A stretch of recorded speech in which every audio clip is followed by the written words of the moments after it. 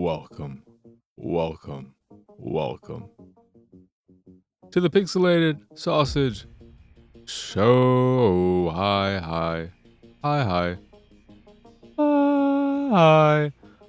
How are y'all doing? Hopefully well. I am, of course, your host, Mark Kushnez, and I thought I'm gonna try something a little different this year episode and go straight into what I've been playing, which includes Age of Mythology Retold, Phasmophobia, Squirrel with a Gun, Slay this Princess.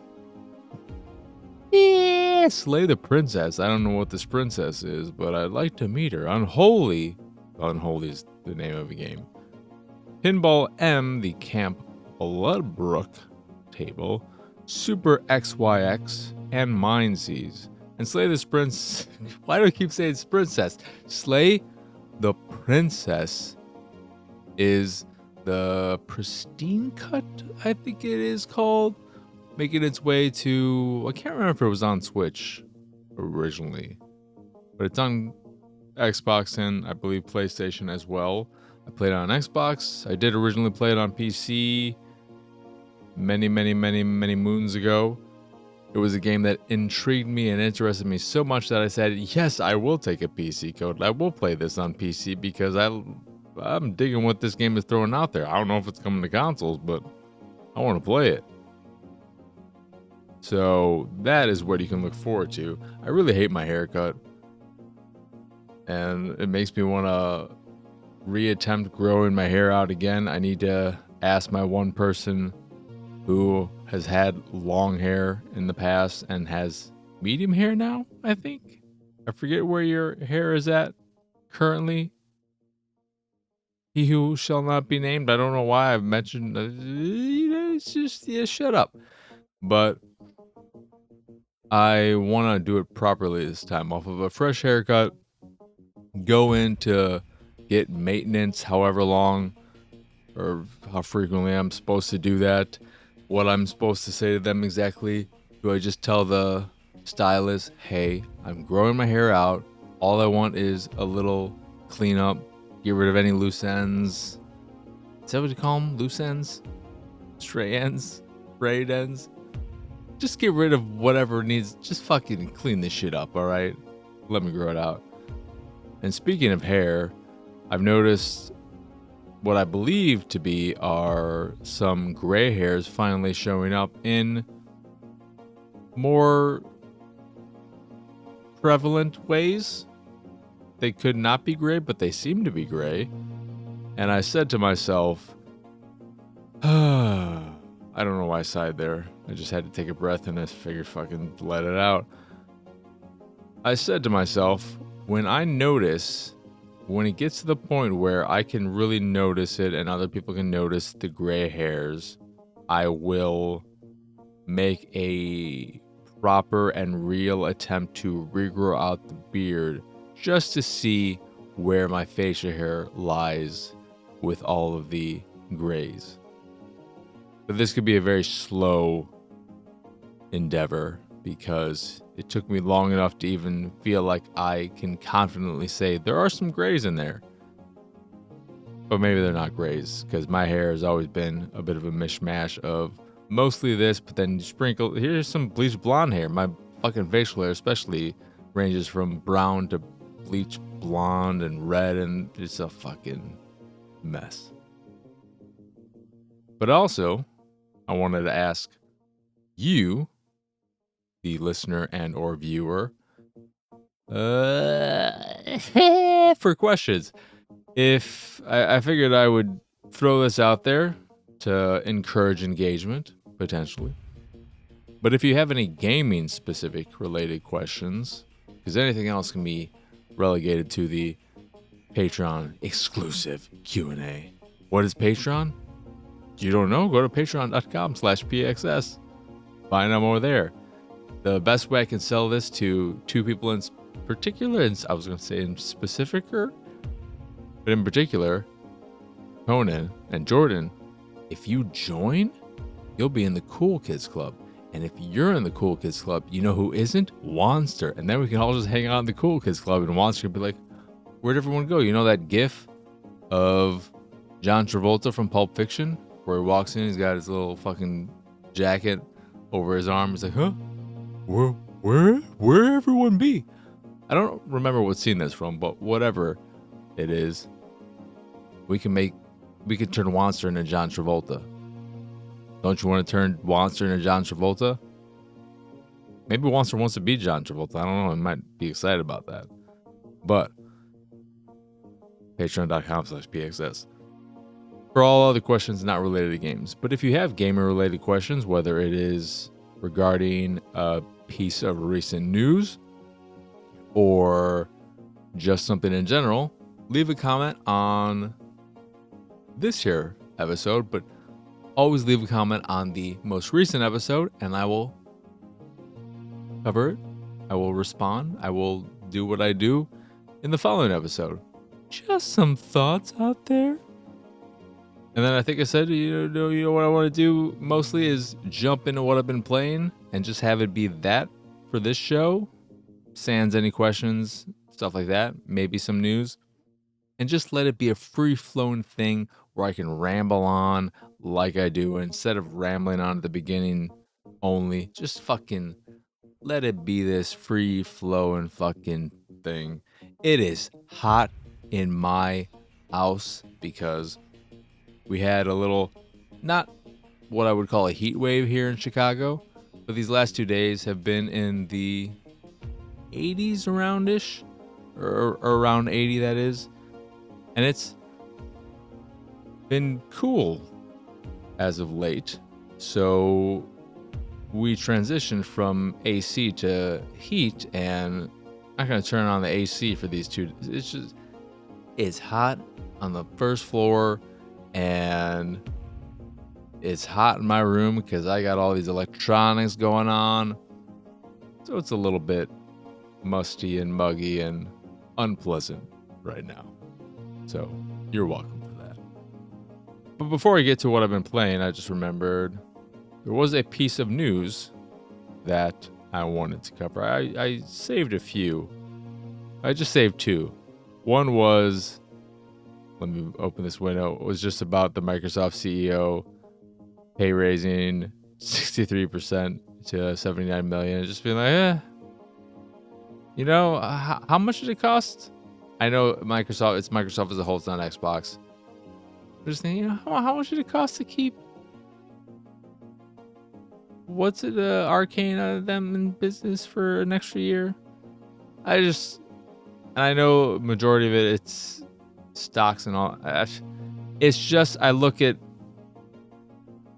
rich people and CEOs, and I'm not someone who doesn't think they deserve a high salary, but I think with most people, unless you're the founder and creator and then you sell it off and whatever, I just look at so much money and I think, what the fuck do you really have to do with that? If I was the CEO of Microsoft and I got 79 million worth of stocks and salary and all that in 1 year, I would retire after 1 year because I could live happily off of that for the rest of my life. And I just think that's just one money. But the news I actually want to talk about was Sony shutting down Neon Koi and Firewalk Studios. Neon Koi, I believe, was a mobile studio. And then, of course, Firewalk was the studio behind Concord. I can't speak to Neon Koi and their output, what they did, because I didn't even know Sony had any kind of mobile footprint, which may be telling in that. But I am not at all surprised by the closing of Firewalk Studios. They made it seem like, oh, we'll see what, you know, maybe we'll bring it back out. And I think that was more wishful thinking than anything Sony really said themselves. Because when you look at how hard it failed, was there really any way for that to come back, for Concord to come back in a free to? The audience wasn't there. The audience wasn't going to come back when it was free to play. There's too many other things out there, and that's just more sadness to this year of overwhelming sadness in terms of studio closures, layoffs, so on and so forth. Which also reminded me of another news story about Apex Legends not gonna get a 2.0 to revitalize it, blah blah blah. The numbers are down. Not surprising, because I don't think they've done a good job of handling that game in terms of monetization and steady content and player engagement. I was in that community for a very long time, if you remember. Played it for thousands of hours. I love Apex Legends as a game. But one of the things they never got onto, which I think Call of Duty does as well, and stuff that isn't exactly in the same games as a service, it's more halfway there, something like Diablo, but Fortnite does it, I think. I'm not sure. I know Halo did, and that's one of the things I liked, was just the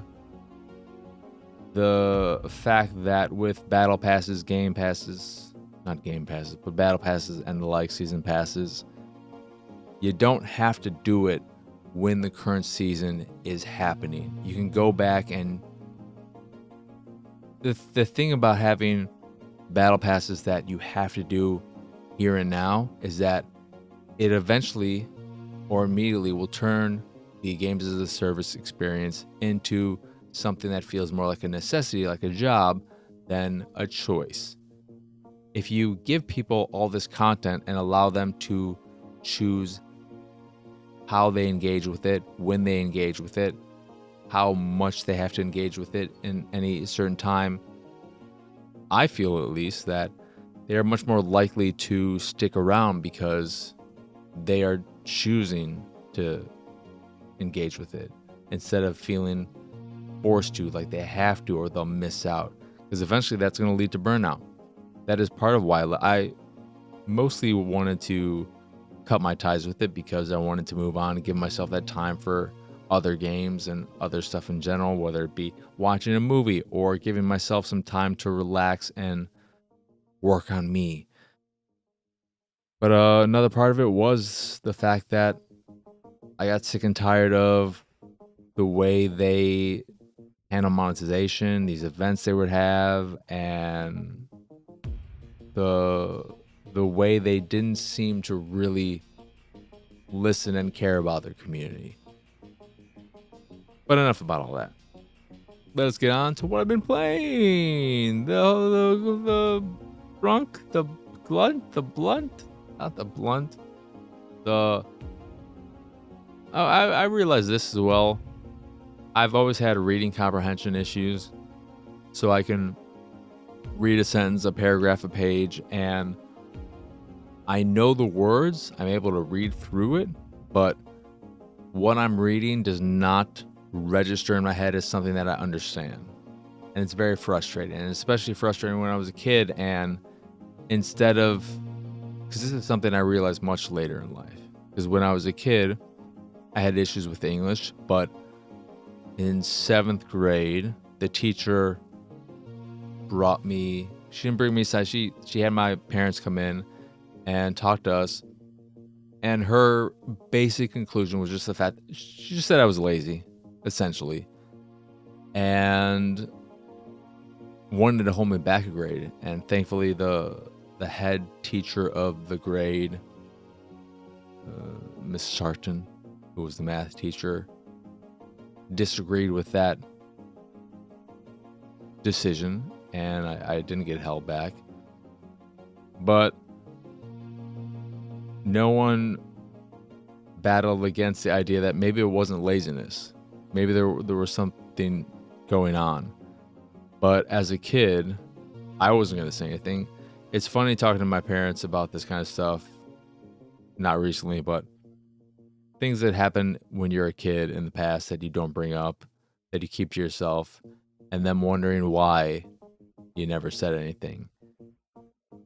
And I think we forget as adults what it's like to be a kid and how both scary, intimidating, just people of authority, whether they be your parents or your teachers. They have the answers. That's what you assume as a kid. They're adults. They know what they're talking about. You may have some ideas, but if they say one thing, then that's what it is, right? How could they be wrong? If the teacher says I'm lazy, it's not the fact that I have issues with reading and comprehension that I'm having these. The reason why I'm having those issues is because I'm lazy. That's the reason, right? But it was. My father helped me though with stuff and helped me get through it. Not really. There's no understanding of why this was happening, but he would meet with me after school, take me to Burger King and Popeyes, then help me with homework. It was nice. But I also realized something I think I always knew, but I also have an issue in comprehending dialogue and or text when they're happening at the same time. So I cannot, or it's more difficult for me to understand something when I'm hearing it and reading it at the same time.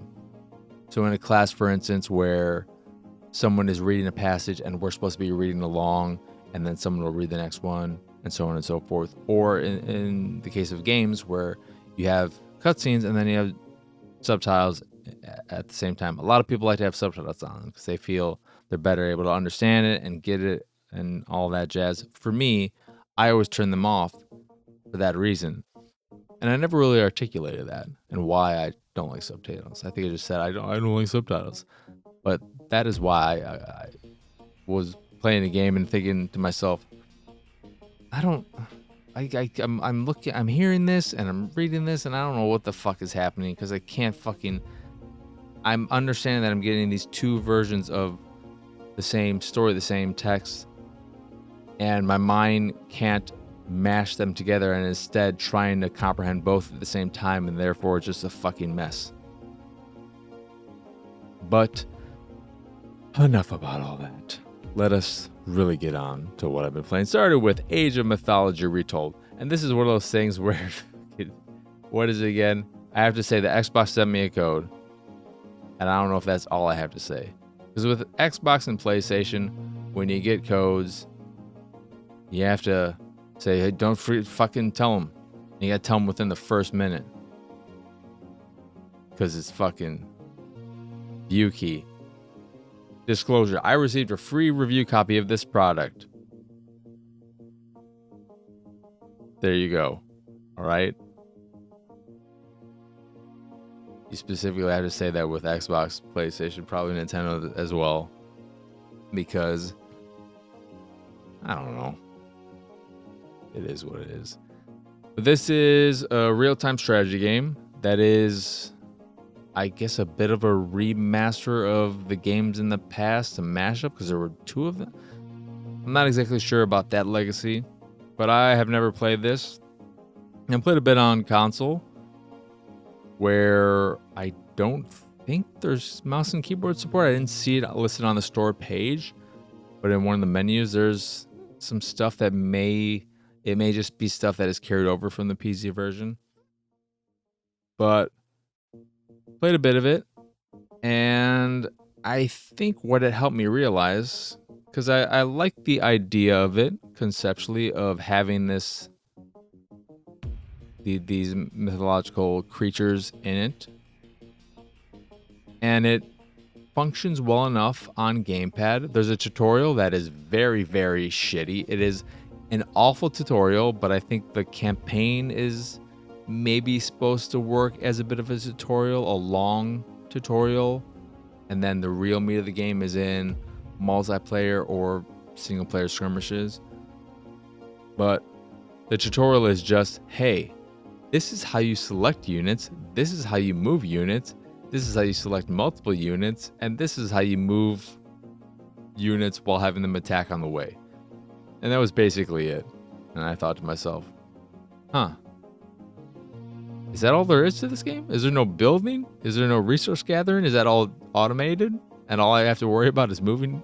Because that feels fucking super basic. That's not the case.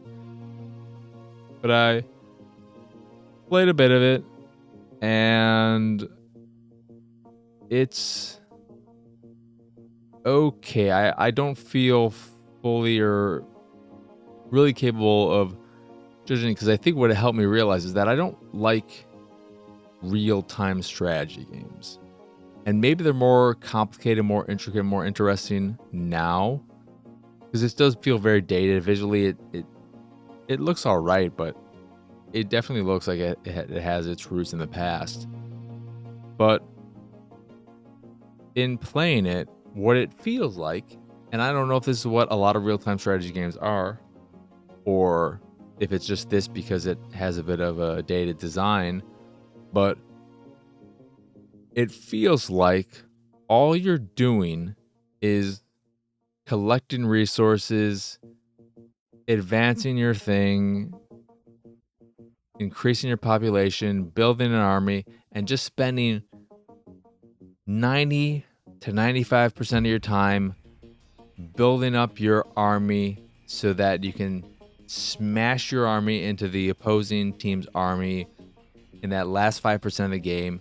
And if you come out on top, hooray. If not, you just wasted an hour of your time because you didn't make the right troops or enough troops. And that doesn't sound fun to me, to just have 90% of the game be building up to these last few minutes that are going to, I don't know. Is that what RTS games are? Because I think I just prefer turn-based strategy games and tactics games like Into the Breach or something like a Civilization. I think Crusader Kings 2 is real time, but you do have the ability to pause and strategize. The thing I don't like about real-time strategy games, I'm coming to realize, is just the fact that I like to have that time where nothing is going on for me to really think over this situation and look at the field, look at what everything is going on, and decide what I'm going to do without having to worry about other people doing stuff at the same time or doing things while I'm just sitting there thinking. So being able to pause and say, okay, I want to bring this resource from here, get this resource here, build this, build that, hire this person, so on and so forth. And not having that time to think, for me, just isn't super fun. It is also something that I look at, and while it does work relatively well on gamepad, if you want to play this online and be competitive, there's no way you can be competitive with a person playing on PC with mouse and keyboard with a gamepad. I don't believe for a second can be. And I don't think you can turn off crossplay in this game. Not that I would ever play something like this online. But if that is your thing, I'm pretty sure if you get the Xbox version, you'd be playing against people on PC, and probably primarily people on PC, because that's probably where the bulk of the community lies. It does seem like a quality game, though. Runs well. There's a performance and quality mode. I didn't notice a difference between either in terms of increased quality or increased performance. It just felt fine because, again, it's not the most beautiful game out there by any means. But it seems like a solid RTS game. And again, I like the mythology stuff. You have your hero who is only capable of dealing with other certain types of monsters, and when they die, they'll respawn back with a little bit of health over time. They basically work off a cooldown. When you build up to new ages, you get some new abilities and whatnot.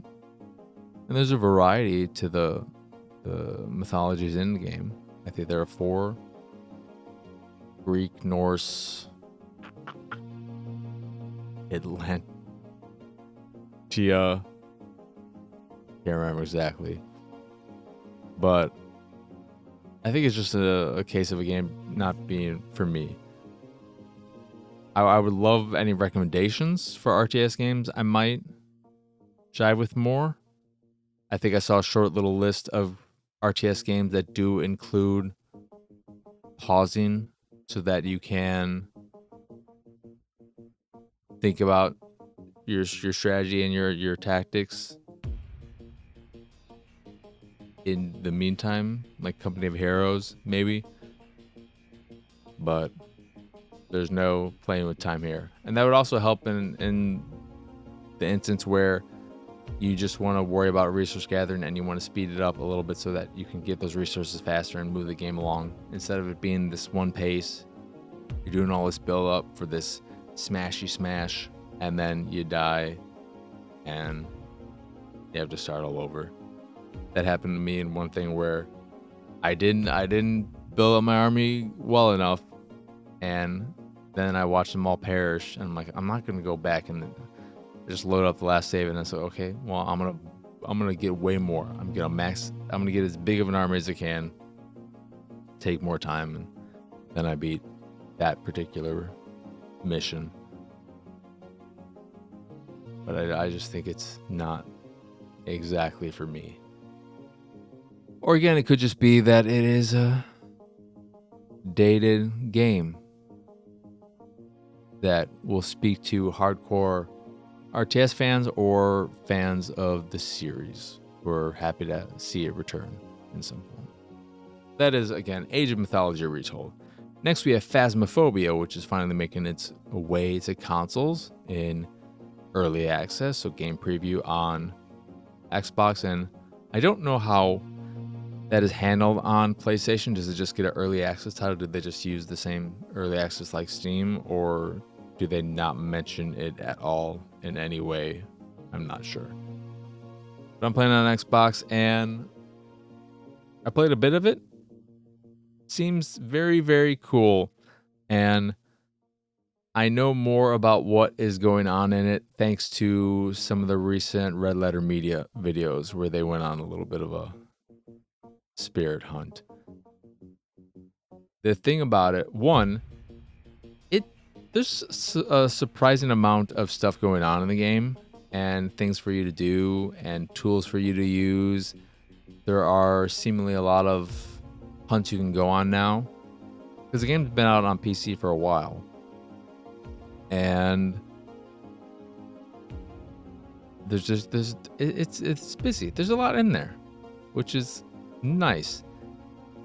And I think it does a good job of building up to the spooky when going on hunts, where things are gradually getting to the point where you may or may not have to be worried depending on what kind of spirit you're dealing with, because there are quite a few different spirits that you could be interacting with based on the evidence you obtain. But you're going on these hunts in a very traditional way.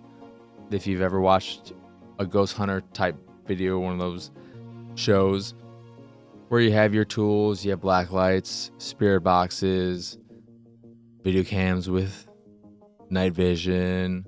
You can ask them to write something down on a notepad, a spirit that is, and other tools as well.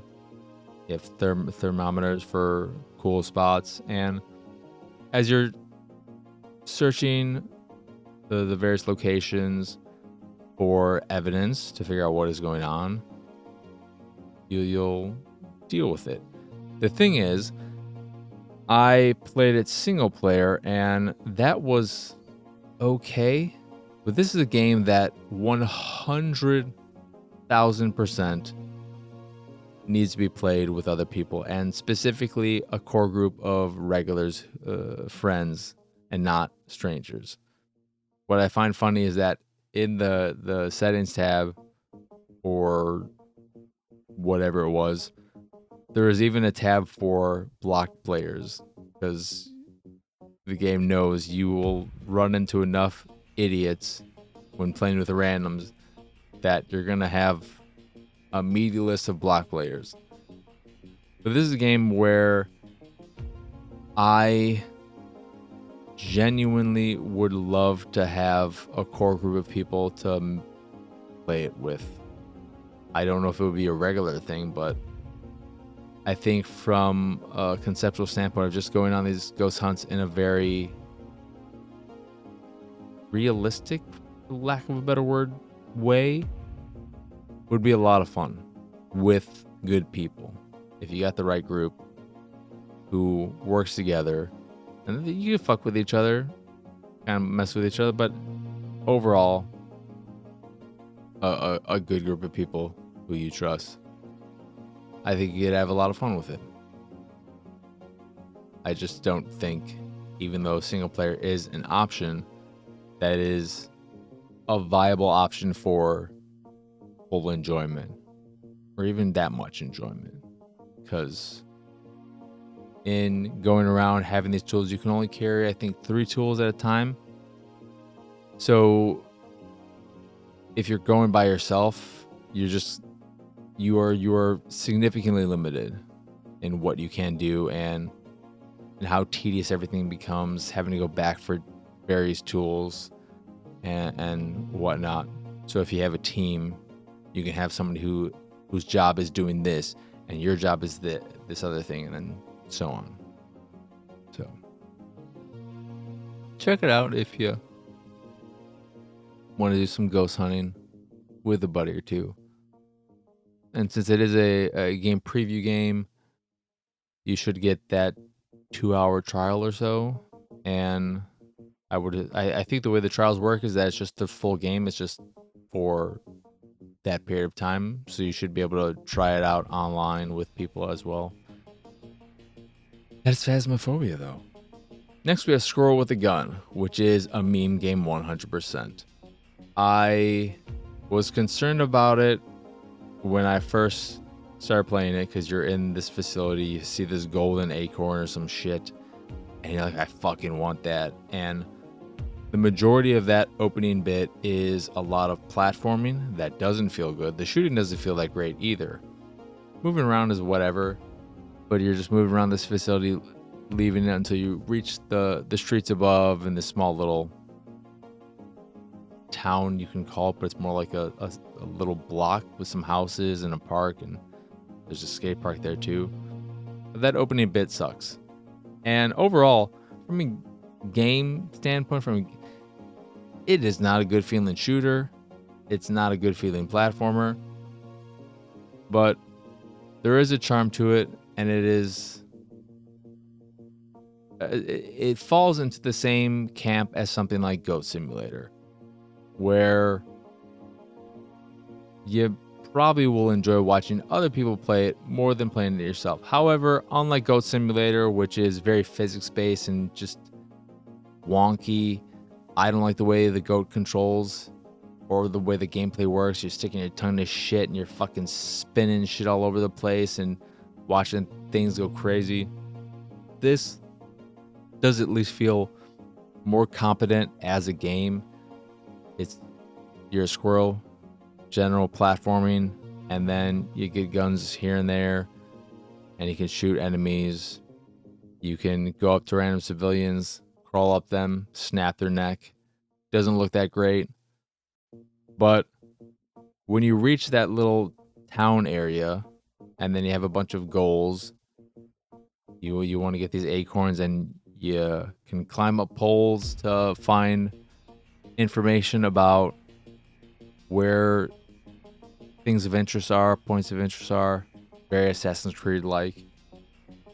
It's surprisingly, I don't want to say it's engaging. It's just, if you have that kind of thing in you where you see some tick boxes and you're just like, oh, if I collect enough of these, I can unlock this. It's okay. It's a joke game, though. It is a game that you should know right off the bat if it's for you or not. Do you see or hear Squirrel with a Gun and think that sounds like my jam? Or do you think, what kind of stupid shit is that? You should know whether or not you're into it. Because again, if you're looking for really tight gameplay, and great visuals. You're not going to get this here with that here. You're going to get some shitty visuals, especially the humans, and not great gameplay, but you'll probably get some laughs with stupid physics and shit that happens. You go into this one area, this guy's put a mining field, you find clothes while you're playing the game as well, put on a little bomb suit on my squirrel. All this dude's mines weren't doing shit to me. And then I got to him, I went to his house, I had enough acorns, I bought a shotgun, and then I shot that dude in the face. There's shit like that going on in it. But it feels... The game that most reminded me of was Destroy All Humans. Just a super budgety version of that and much smaller in scale. But it has a bit of that energy to it. And maybe it's just because you have these men in black that you're dealing with, and they remind me of... Were they the men in black also in that game? Well, those types of suits in that game. But it's all right. And then next we have Slay the Princess. And I got it right that time. Which is, I guess, for lack of a better genre, of a visual novel. But it is way more of a choose-your-own-adventure type story than any other visual novel I've played, if we even want to call it that. It feels very much so like an incredibly elaborate Twine game that is given very beautiful art. And it's a game where you are tasked with slaying the princess, and you have to slay the princess or the world will end. And that is the basic gist of it from a story standpoint. And I don't want to give too much away because there are so many choices to make, and even ones that seem very, very similar, you will get unique dialogue options in response to that all from this narrator type person. And it's all fully voiced. And you may have a run, quote unquote, run that lasts a few minutes, or you can get into a deeper one. And the joy of it is just seeing how this story and what's going on develops over time, and how things reveal themselves slowly and gradually, and how your choices affect this and that, and then how the cascading effect of everything. Because it is an incredibly elaborate, I don't know how many endings there are exactly, but it is an incredibly elaborate choose your own adventure story with so much choice that, again, there may not be that many endings, but how you get there is super fun and engaging. It's very well written, very well voiced.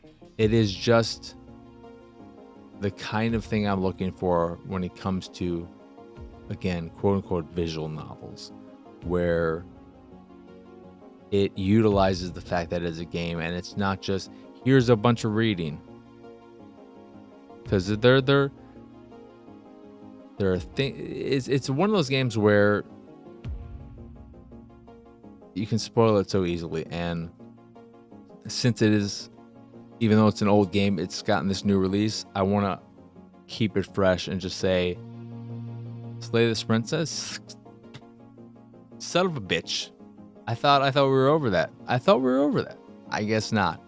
But Slay the Princess is one of my favorite games of the last few years. I really, really like it. And now with it on console, I think I'm going to maybe dive deep into it. Could be a nearish Attack the Backlog game. Well, I'm very tempted. I'm tempted by a handful of games, but Kingdom Hearts is looking very tempting, though. With the upcoming release of Stalker 2, I do want to finally properly play the older games first, so I might do that. We'll see. But Slay the Princess, highly, highly, highly, highly recommend it. Unholy is a first-person horror game where you play this mother of a young boy, Gabriel, who has been taken by this cultish group, and they've sent him into the underworld or some shit. Play through the first 4 chapters, or I'm in chapter 4 right now. It's a bit janky. There are times where my character will just fucking jump around on a piece of geometry and sort of fucking move magically a few feet. Visually, it has some nice style to it. Feels in some ways kind of dishonored-y in terms of its world design. Not exactly steampunky, but a little modern medievally. But the visuals also can have this sheen to them that is distracting, and this glimmering effect that is very off-putting. But the gameplay, after a fair amount of walking and just doing a bit of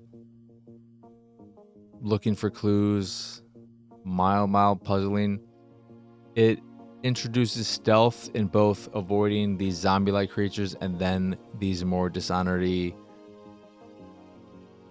officers in full armor.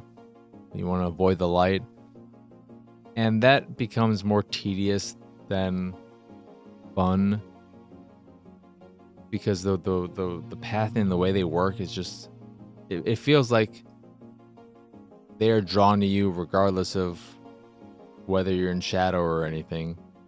If you're out in the open, they'll walk to you, and then in some cases they'll walk right next to you. They'll be touching you on the side, and they don't even fucking know you're there. It just wasn't engaging me on a story standpoint. It wasn't scary. It was just annoying, which is not what you want from a horror game, especially me being the baby I am. I should be more scared, but I was at no point scared. I just got more and more annoyed with the stealth mechanics. But I did get the ability to slide. You eventually get to this part in the game where you'll unlock this thing that allows you to upgrade your character, your mother character, with various things. And the first one you get that you need is the ability to slide, because there's a gate that you have to slide under, and that just seemed ridiculous. But wasn't doing a whole lot for me. Then the Pinball M Camp Bloodbrook table is a Friday the 13th inspired table that at times, with some of the sounds and things going on, I thought to myself, this is very close, because clearly we all know there are plenty of issues with the Friday the 13th license, and I don't know who owns it and what they care about at this point, but it's a mess. Ilphonics, maybe still best game. Friday the 13th, the game is dead. I think it's just still alive, but just not getting updated. But I genuinely had a good time with that, and that ended up dying because of license issues and shit like that, because fucking I don't know what's going on with that. But this is a Friday the 13th inspired table, and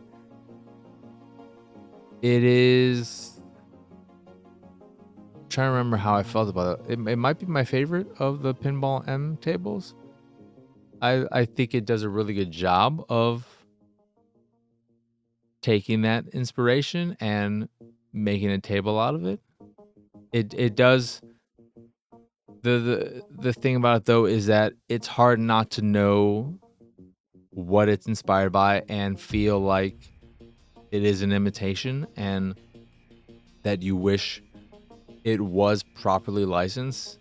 They have this generic masked killer as part of the table, and it's hard not to look at them and think, you know, it'd be cooler if you were Jason.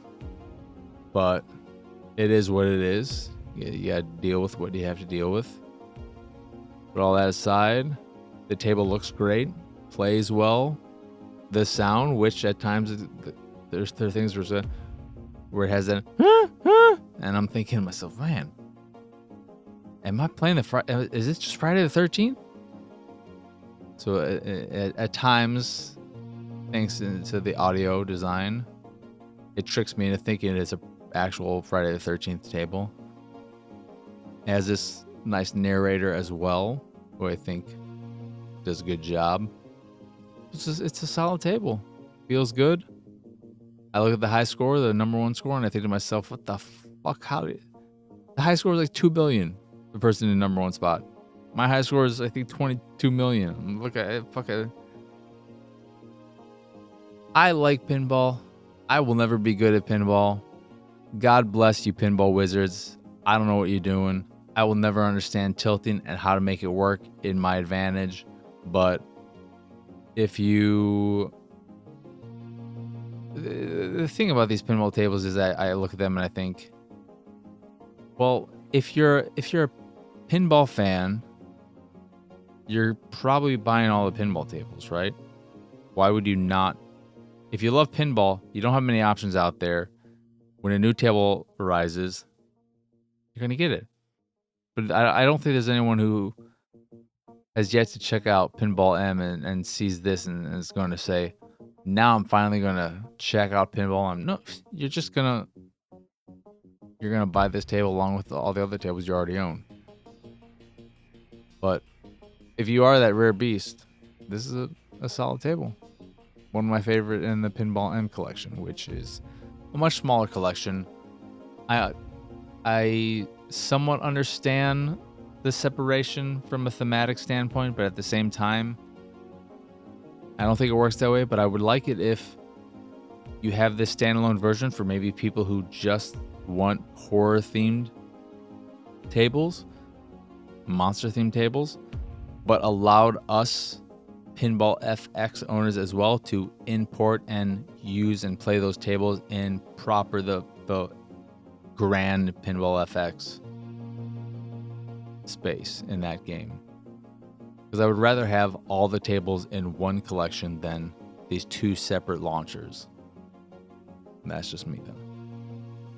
Then we have Super XYX, which is a shmup, a vertical scrolling shmup that is okay. I think there is some nice visual flair going on and the styling of it, but once you get into the actual playing of it, it is one of the busiest and most incomprehensible shmups I've played in a while, where it gets so busy with shit on screen, especially from your ship, that I found it much harder in this game than in any shmup I've played in recent memory.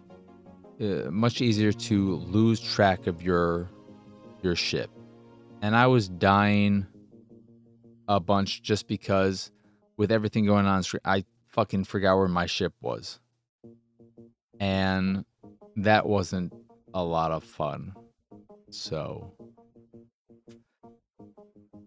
I might go back to it, but it was very quickly frustrating. And it might be just something where I was not in the right headspace,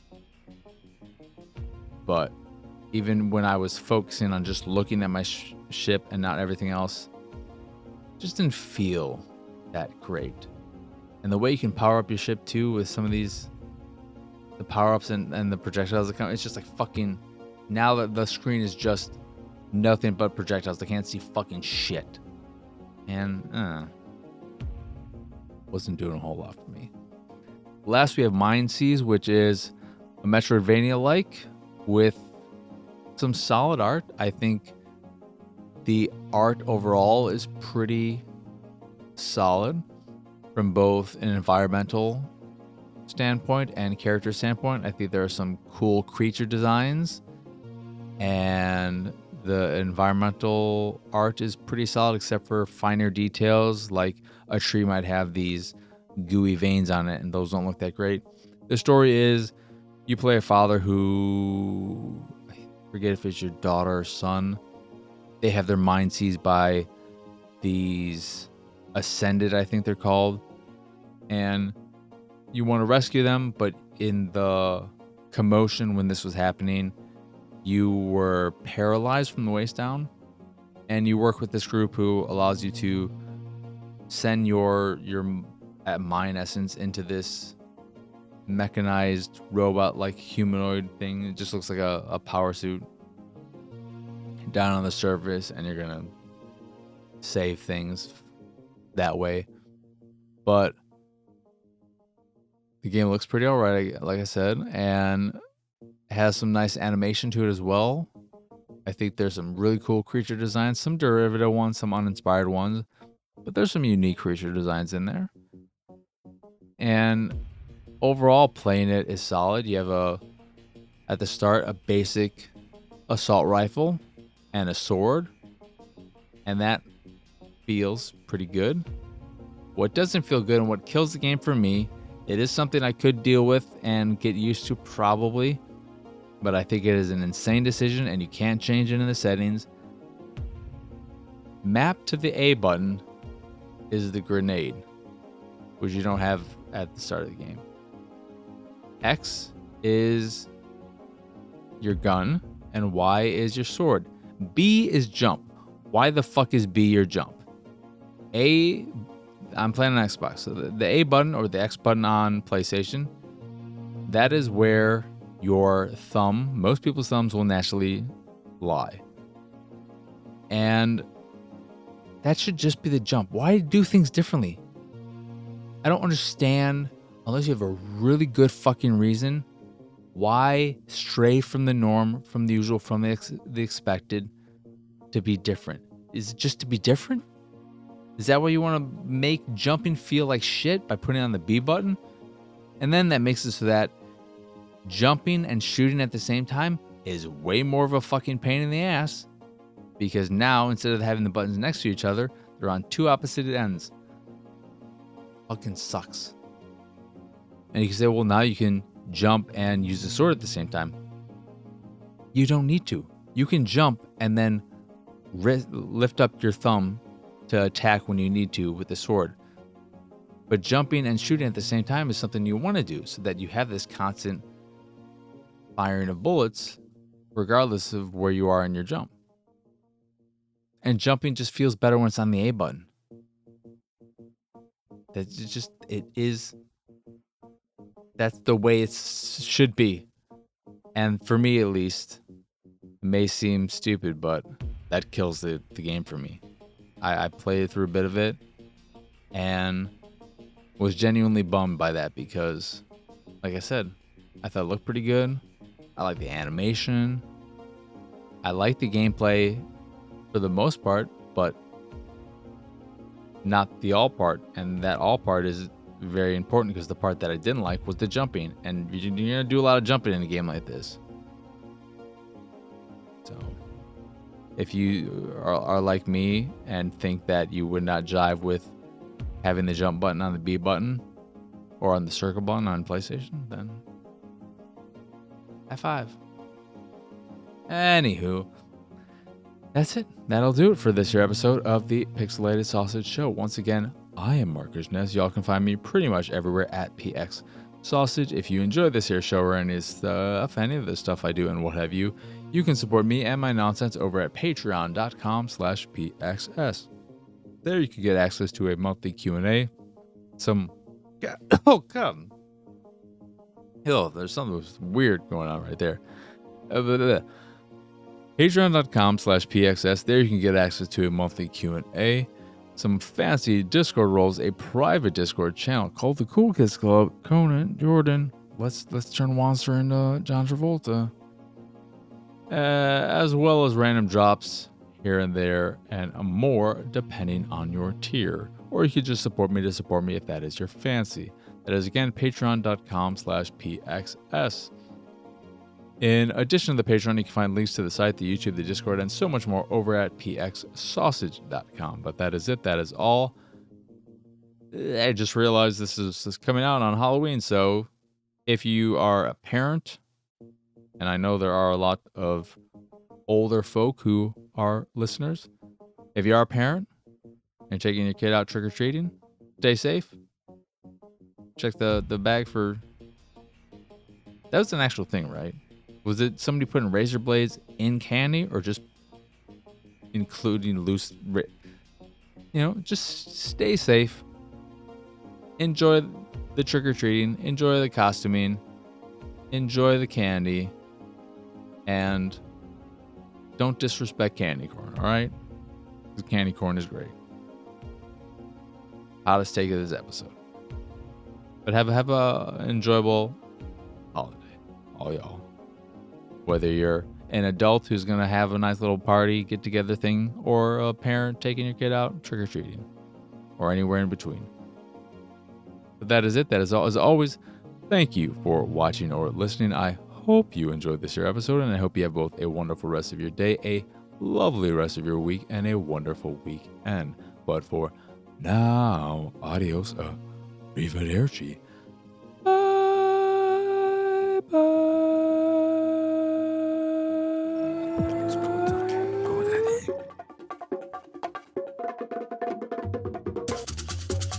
It's go time, go daddy.